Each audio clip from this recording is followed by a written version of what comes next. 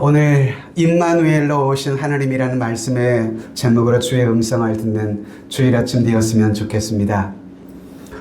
2주간 우리나라의 국회를 우리 여러분 뉴스를 통해 보셨을 겁니다.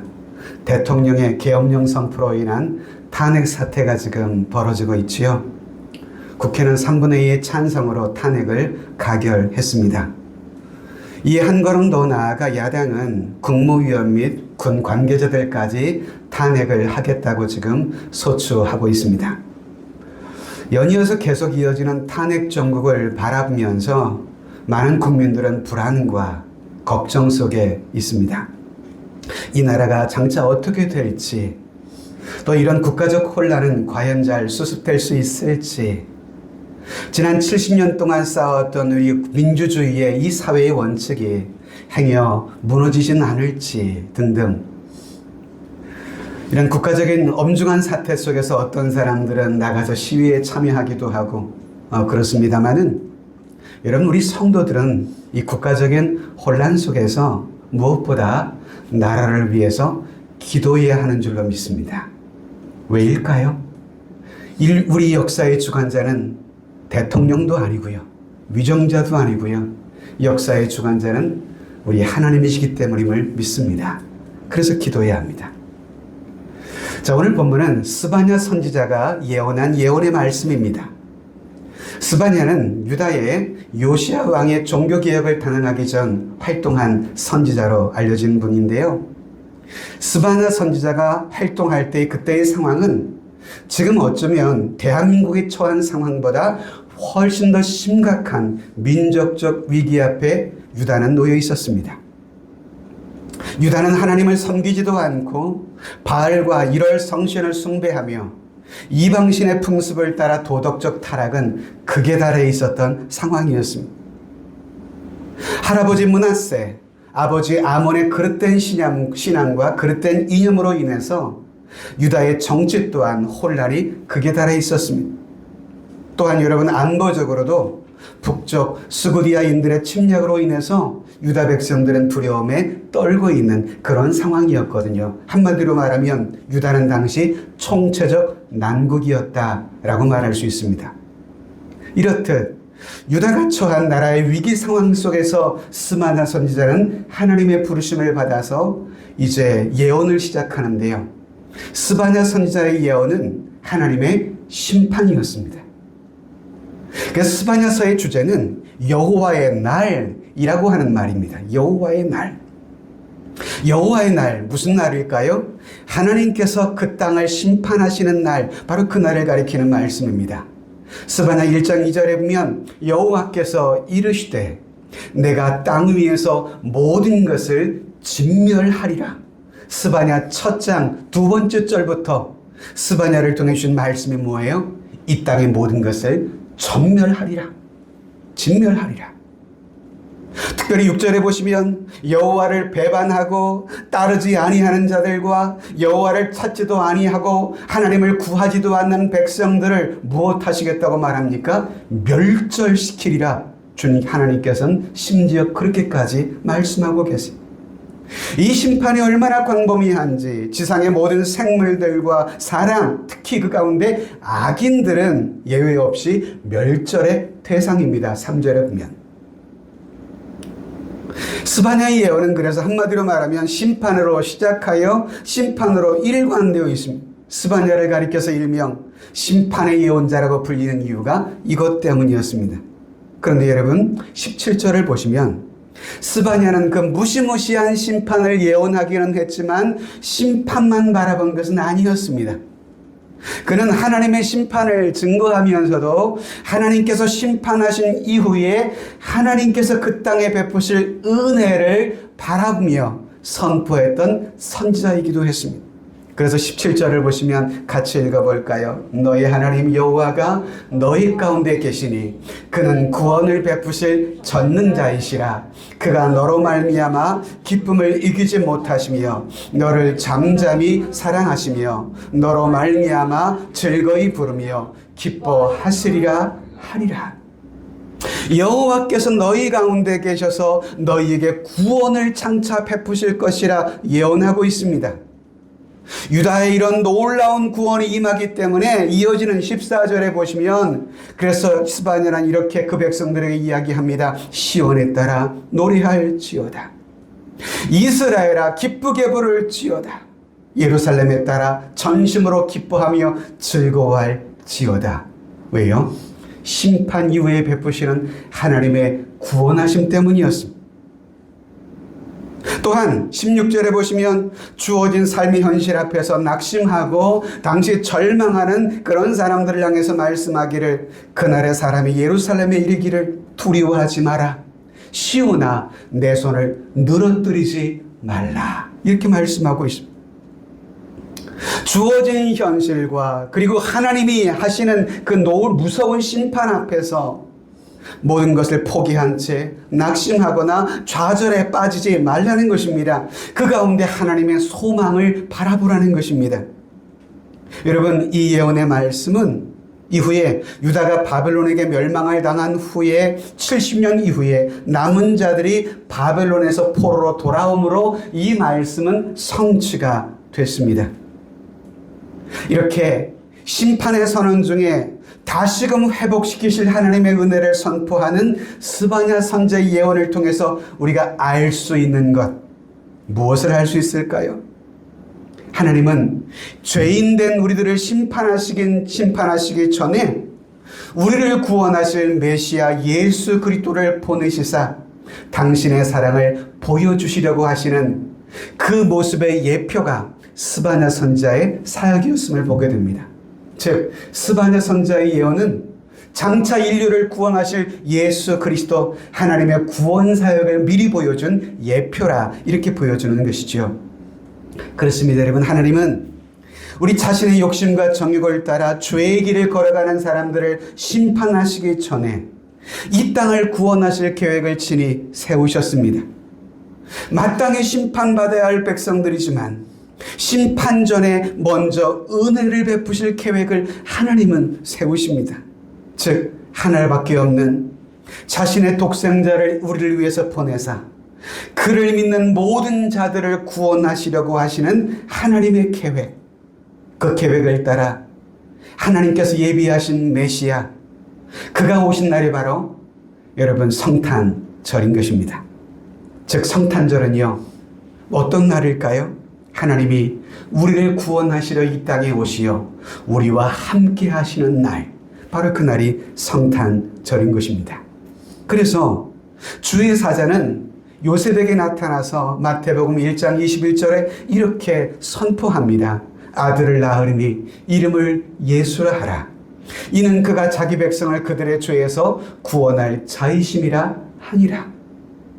죄로 말미암아 죽어야 하고 심판을 받아야 하는데 하나님은 그런 죄인을 구원하시기 위하여 당신의 아들을 보내셨다는 것입니다. 이어지는 23절도 보실까요? 보라 처녀가 잉태하여 아들을 낳을 것이요 그의 이름은 임마누엘이라 하리라 하셨으니 이를 번역한즉 하나님이 우리와 함께 계시다 함이라. 여러분, 예수 그리스도의 이 땅의 탄생은 우리를 죄에서 구원하시려고 하나님께서 친히 우리에게 찾아오셔서 우리와 함께 하시는 임마누엘의 사건이라는 것입니다. 즉 본문의 스바냐의 은혜의 선포도 한마디로 말하면 어떤 것입니까? 하나님이 너희 가운데 계신다는 것입니다. 소위 임마누엘의 하나님의 은혜를 스바냐는 선포했던 것입니다. 그래서 스바냐에서 오늘 읽었던 본문이면 두 차례에 걸쳐서 여호와가 너희 가운데 계시니 라고 스바냐는 계속해서 선포하죠. 그렇습니다. 하나님은 우리와 함께 계시는 임마누엘의 하나님이십니다. 그 임마누엘의 하나님의 은혜가 우리를 구원하시는 것입니다. 그렇다면 임마누엘의 하나님은 과연 어떤 하나님이실까요? 그 하나님은 어떤 분이시기에 우리를 구원하실 수 있는 분이실까요? 그 첫 번째 임마누엘의 하나님은요, 우리에게 구원을 베푸시는 전능하신 하나님이십니다. 오늘 본문 17절 초반절을 보면 너의 하나님 여호와가 너희 가운데 계시니 그는 구원을 베푸실 전능자이시라. 여러분, 저와 여러분들 가운데 거하시는 하나님은 우리에게 구원을 베푸실 어떤 분이시라고요? 전능자, 전능하신 하나님이시라고요. 그러하시기에 저와 여러분들에게 구원을 베푸실 수 있는 그러한 분이십니다. 전능하지 않으신다면 어떠한 구원의 역사도 일어날 수가 없으실 것입니다. 기억하시나요? 애굽에서 이스라엘 백성을 구원하실 때, 그들을 해방시킬 때에도 전능하신 하나님은 애굽의 10가지 재앙을 통하여 그 백성들을 구원해 내셨습니다. 애굽왕 바로는 할 수만 있으면 자신이 노예로 부리던 이스라엘 백성들을 내보내려 하지는 않았지만, 그러나 전능하신 하나님이 베푸시는 재앙 앞에 속수무책 두 손 두 발을 들 수밖에 없었습니다. 이후에 출애굽한 이스라엘 백성들을 뒤쫓는 애굽의 군대가 쫓아왔죠. 그 백성들의 행진을 가로막고 있던 홍해 앞에서 이스라엘 백성들이 절망 가운데 있을 때 전능하신 하나님이 어떤 일을 행하시던가요? 그들 앞에 놓인 장병, 장애물이었던 홍해를 반으로 가르사 마른 땅처럼 홍해를 건너게 하셨습니다. 할렐루야. 전능하신 하나님이요. 당신의 권능의 역사를 통해서 그 백성들을 구원하셨습니다. 그렇습니다, 여러분. 우리가 어떤 어려움에 처했을지라도, 우리가 낙심하며 절망 가운데 빠져있는 상황일지라도, 그런 환경보다 상황보다 더 크시고 전능하신 하나님을 우리의 믿음의 눈을 들어 주목하고 바라볼 수 있게 되기를 소망합니다. 그 전능하신 하나님이 우리와 함께 하신다면, 그분께서 전능하신 능력으로 크고 위대하신 일들을 행하실 수 있다면 그분에게 능치 못한 일이 있으실까요, 여러분? 오늘 우리나라가 처한 상황과 현실, 누구도 예측할 수 없는 그런 상황으로 치닫고 있지만, 여야는 끊임없이 정쟁을 일삼고 있지만, 그래서 많은 민심이 불안과 두려움에 처해 있지만, 그러나 여러분, 우리 조국의 이런 어려움에 처한 상황을 해결하실 수 있는 분, 그분은 전능하시고 역사의 주관자이신 하나님이심을 믿습니다. 그 하나님께 기도할 때 우리나라가 처한 문제를 해결하시고, 저와 여러분들의 가정과 인생 속에 처한 문제를 해결하사 저와 여러분들을 가장 선한 길, 복된 길로 저와 여러분들을 인도하실 줄로 믿습니다. 여러분, 아멘이신가요? 지난 1950년에 있었던 6.25 동족상전의 비극, 정말 초토화시키는 이 북한의 침략 앞에서 낙동강까지 여러분 쫓겨갔던 우리 국군, 이제 저 영남 아랫지방만 일부 남아있는 그런 상황 속에서 하나님께서 기적처럼 불가능한 인천 상륙작전이라고 하는 인류 역사에 없는 그런 기가 막힌 상황의 작전을 성공시켰던 거, 메가더만의 여러분 전략 때문일까요? 여러분 아세요? 영남 지방에 있는 기도원에서 얼마나 많은 주님의 종들과 성도들이 이 나라와 이 민족을 지켜달라고 기도했었는지를 말입니다. 하나님께서 우리에게 구원을 베풀어 주셨습니다. 또한 여러분, 두 번째로 임마누엘 하나님은 우리를 사랑하시는 분이세요. 17절 후반절에 보면 그가 너로 말미암아 기쁨을 이기지 못하시며 너를 잠잠히 무엇하신다고요? 사랑하신다고요. 우리와 함께 하시는 임마누엘 하나님은 우리를 너무도 사랑하시는 사랑의 하나님이십니다. 우리를 얼마나 사랑하시는지 너로 말미암아 기쁨을 이기지 못하시는, 그렇게 사랑하신대요. 제 주변에 일찍이 선조를 본 동료 목회자들을 보게 됩니다. 여러분, 할아버지가 되면요, 그의 핸드폰의 바탕화면이 다 손주로 바뀌더라고요. 그렇죠? 손주로 바뀌어. 손자를 향한 할아버지 할머니의 사랑, 얼마나 여러분 대단합니까? 그냥 손자 웃는 모습만 봐도 마냥 기쁘고 즐겁고 그저 사랑스럽기만 합니다. 어떤 특별한 이유가 있는 것이 아니에요. 그냥 기뻐요. 왜일까요? 그냥 사랑하기 때문이에요. 여러분, 우리와 함께 하시는 그 하나님이 이처럼 우리를 사랑하신다는 것입니다. 할아버지가 손자를 사랑하는 것과는 비교할 수 없는 그 사랑으로 저와 여러분들을 사랑하시는 거예요. 할렐루야. 여러분, 하나님 앞에서 우리들은 결코 버림받을 사람이 아닙니다. 책망만 받을 자도 아닙니다. 심판을 당할 자도 아닌 것입니다. 우리들은 하나님의 무한한 사랑을 받는 하나님의 백성이요 그분의 자녀인 줄로 믿으시기를 주님의 이름으로 축복합니다. 우린 그러한 사람들이에요. 하나님은 죄인이었던 우리들을 당신의 백성으로 삼으셨어요.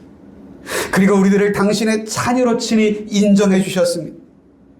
내게는 하나님의 사랑을 받을 만한 자격과 조건이 전혀 없음에도 불구하고 죄로 얼룩져 있던 나를 그저 품으시고 안으시는 사랑의 하나님이셨습니다. 이러한 우리를 향하신 하나님의 그 측량할 수 없는 사랑으로 말미암아 저와 여러분들은 구원을 얻게 된 것입니다. 사도 요한은 요한일서 3장에서 이 사랑을 이렇게 이야기합니다. 보라, 아버지께서 어떠한 사랑을 우리에게 베푸사 하나님의 자녀라 일컬음을 받게 하셨는가. 우리가 그러하도다. 하나님은 사랑의 하나님이십니다. 아무리 힘들고 어려워도 나를 향한 변함없으신 그 하나님의 사랑을 신뢰할 수 있는 우리 세종아람교회 믿음의 가족들 되시기를 바랍니다. 아버지를 크게 실망시킨 채 부모의 품을 떠나 재산을 탕진하고 돌아온 탕자였던 둘째 아들. 인간적으로 생각해 볼 때는 도저히 사랑을 받을 만한 자격이 전혀 없던 그런 아들이었음에도 아버지는 그 아들이 다시금 돌아왔을 때 그 아들을 나무라지 않았습니다. 그저 돌아온 아들을 당신의 품에 안아주시고 무릎 꿇은 그 아들을 다시금 일으키사 그 아들의 지위로 다시금 회복시켜 주십니다. 그 사랑을 이사야 선자는 이사야 40장에 이렇게 이야기합니다. 그는 하나님은요 목자같이 양떼를 먹이시며 어린 양을 그 팔로 모아 품에 안으시며 젖먹이는 암컷들을 온순히 인도하시리로다.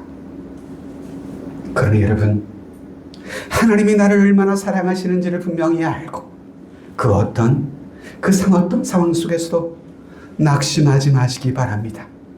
두려워하지 마시기 바랍니다.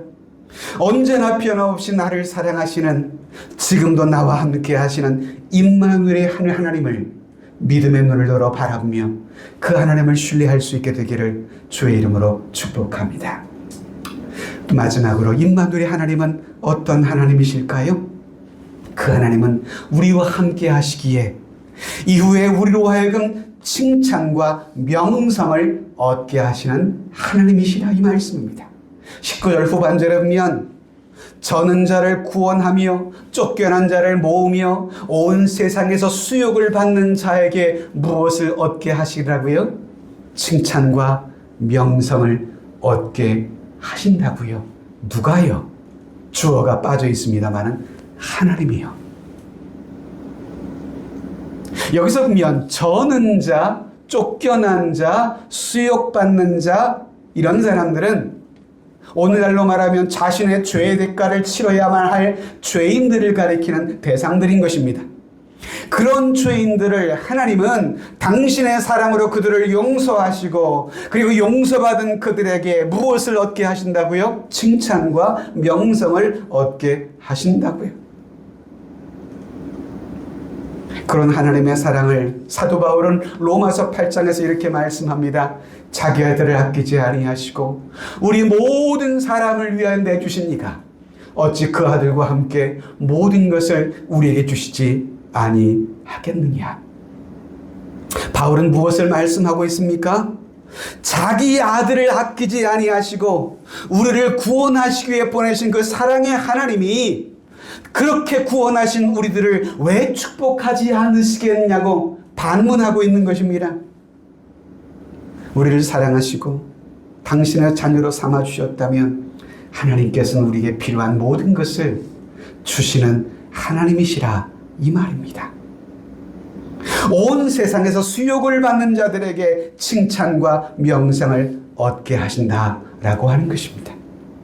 그래서 우리에게 구하라고 하시는 거예요. 찾으라고 하시는 거예요. 두드리라고 말씀하고 계시는 거예요. 임마누엘이신 그 사랑의 하나님, 당신의 능력과 사랑으로 저와 여러분들을 구원하신 것뿐만 아니라 잔이된 우리들에게 이처럼 풍성한 은혜를 베풀어 주시기를 약속하시는 그 주님, 그러므로 여러분 믿음의 눈을 들어 그 주님을 바라볼 수 있게 되기 바랍니다. 주 안에서 그가 예비하시고 약속하신 그 은혜와 풍성한 축복을 누리며 살아갈 수 있게 되기를 소원합니다. 전 새해에는 여러분들이 더욱 하나님 앞에 기도의 제단을 쌓는 믿음의 가족들 되었으면 좋겠어요. 하나님께서 우리에게 예비하신 하늘의 신령한 은혜와 축복들이 있음에도 불구하고 우리가 얻지 못하는 것, 그것은 우리가 구하지 못하였기 때문이라고 말씀하고 있지 않나요? 내가 처한 삶의 문제와 여러분 삶의 환경 문제를 가지고 주님 앞에 나와 기도하실 때 주께서 여러분들의 삶에 피할 길을, 또 여러분들의 삶에 막힌 담을 허무시고 열어주실 줄로 믿습니다. 사진 하나를 여러분들에게 보여드리면, 덩치가 크고 힘이 센 코끼리를 길들이는 조련사들만의 방법이 있다고 해요. 이렇게 덩치 큰 이 코끼리를 어떻게 길들일까요? 굵은 쇠말뚝에 힘이 센 코끼리를 길들이는 방법은요, 쇠말뚝의 끈을 이렇게 쇠사슬로 묶어 놓는다고 해요. 어린 코끼리의 한쪽 다리를 이렇게 묶어 놓게 됩니다. 그러면 코끼리는 아무리 발버둥 쳐도 이 말뚝 주변을 벗어날 수 없다는 것을 스스로 인식하게 된다고 해요. 그리고 나중에는 쇠말뚝을 뽑아 버렸음에도 불구하고 코끼리는 말뚝 주변을 결코 떠나지 않는다고 합니다. 왜일까요? 자신의 그동안의 과거의 경험에 갇혀서 나는 이곳을 절대 벗어날 수 없다라고 하는 생각에 스스로 갇히고 만다는 것이죠. 그래서 여러분 이렇게 조련을 한다는 것입니다. 제가 왜 이 사진을 보여드릴까요? 마귀가 우리를 여러분 조련하는 방법도 이와 유사하기 때문입니다. 여러분 마귀가 우리를 유혹할 때도요, 믿는 자들로 하여금 체념하게 만드는 것입니다. 극복할 분명한 가능성이 있음에도 불구하고 성도로 하여금 쉽게 포기하게 만듭니다. 영적인 무기력한 사람으로 만들어버리고 마는 거예요. 물론 주일이면 예배도 드리고 말씀도 듣고 기도도 하지만, 그러나 목사님께서 주시는 그 말씀이 내 실제 상황에는 일어날 수 있는 일이 아니라 라고 스스로 생각합니다. 그래서 절망과 실망스러운 현실의 모습 앞에서 힘없이 손을 늘어뜨리고 마는 것입니다. 이렇게 마귀는 우리의 영혼 가운데 역사하는 거예요. 성경은 성경이고 현실은 현실이고. 여러분 기억하시기 바랍니다. 하나님은 전능하신 하나님이십니다. 여러분 믿으시면 아멘. 전능하신 하나님이세요. 그 하나님이 우리를 사랑하세요. 우리에게 오늘 말씀을 보면 칭찬과 명성을 얻게 하신다고 말씀하고 있어요. 그러니 기억하시기 바랍니다. 그 하나님이 지금도 우리와 함께 하셔서 그 사랑을 우리에게 친히 보이시려고 하나님이 친히 인간의 육신의 몸을 입고 이 땅에 오셔서 태어나신 그날, 이 땅에 오신 그분의 이름이 곧 임마누엘임을 말씀하셨잖아요. 천사가. 임마누엘의 하나님, 우리와 함께 하시는 하나님이십니다. 우리와 함께 하시는 그 임마누엘의 하나님을 우리 모두가 믿고 의지함으로 어떤 일, 어떤 문제, 어떤 삶의 위기 앞에서도 우리 믿음의 가족 여러분 주저앉지 마시기 바랍니다. 전 예배에 오는 여러분들의 얼굴의 표정을 종종 주목해 봅니다. 왜? 여러분들의 표정에 한 주간의 삶이 때로 보이기도 하거든요. 저는 관상가는 아니지만 한 주간 저분이 얼마나 피곤하게 살았을지, 어떤 마음의 근심이 있을지 내용은 모르지만 무언가 근심이 있구나 라는 것을 예측하는 얼굴들이 우리의 얼굴 속에는 나타날 수밖에 없어요. 그것을 잘한다면 탤런트죠. 그것을 가리게 된다면. 근데 보통 사람은 그렇지 못해요. 여러분, 오늘 그 어떤 상황 속에서도 나를 사랑하시는 그 하나님, 그 하나님은 전능하신 하나님이요, 우리에게 칭찬과 명성을 얻게 하실 수 있도록 축복하시는 그 하나님이심. 그러므로 여러분, 어떤 삶의 위기 앞에서도 주저앉아 있지 맙시다. 나의 믿음의 손을 주님 앞에 들읍시다. 좌절과 실망 앞에 여러분들의 거룩한 손을 늘어뜨리지 마십시다. 우리를 때로 위협하며 두렵게 만드는 상황들, 나를 좌절하게 만들고 불안케 하는 사람들, 여러분, 오늘 이사야 7장 4절을 보면 그들을 가리켜 뭐라고 말합니까? 우리를 두렵게 만드는 그 모든 상황과 사람들을 가리켜 부직갱이 그루터기에 불과하다고 말하는데요. 7장 4절 같이 읽어볼까요? 시작. 그에게 이르기를 너는 삼가며 조용하라. 르신과 아람과 르말리아의 아들이 심히 노할지라도 이들은 연기나는 두 부직갱이 그루터기에 불과하니 두려워하지 말며 낙심하지 말라. 우리를 두렵게 만드는 그 어떤 상황, 불가능해 보이는 내 삶의 어떤 장벽, 근데 성경은 그들을 연기나는 두 부직갱이 구루터기에 불과하다고 말을 해요. 그러므로 두려워하거나 낙심하지 말라고 말씀합니다. 말씀을 결론짓습니다. 그러면서 하나님은 이사야 35장 4절에 우리에게 이렇게 마지막으로 선포하고 있는 것입니다. 같이 한번 마지막으로 읽죠. 시작. 겁내는 자들에게 이르기를 굳세어라. 두려워하지 말라. 보라, 너희 하나님이 오사 보복하시며 갚아주실 것이라. 하나님이 오사 너희를 구하시리라 하라. 할렐루야. 하나님이 장차기 이 땅에 오셔서 여러분들의 억울한 것들, 상처받은 여러분들의 마음, 상한 마음을 위로하시고 여러분들의 마음에 비수 같은 상처를 꽂은 대적들을 향해서 주님은 보복하시며 갚아주실 것이라 약속하고 계십니다. 그러므로 여러분, 혹시 느려뜨려진 나의 손, 그로 인해서 낙심과 실망과 좌절에 빠진 여러분들의 표정들, 한번 저를 향해 보실까요? 눈 좀 맞춰봅시다. 그 하나님을 믿는다면 시리아 낙심 속에 빠질 수 없잖아요. 손을 늘어뜨릴 수만은 없잖아요. 거룩한 믿음의 두 손을 들고 그 전능하신 하나님이 지금 우리와 함께 하시오니, 우리와 함께 하시는 그 임마누엘의 하나님, 그 하나님이 여러분들과 저를 도우시며 인도하심을 믿음으로 바라보며 힘을 내십시다. 그리고 다시금 일어서십시다. 늘어뜨려진 두 손을 다시금 붙들고 두 손을 드십시다. 같이 해볼까요? 늘어뜨려진 나의 손을 다시금 들읍시다. 할렐루야. 그 믿음의 삶으로 주 앞에 나가는 믿음의 가족들 되었으면 좋겠습니다.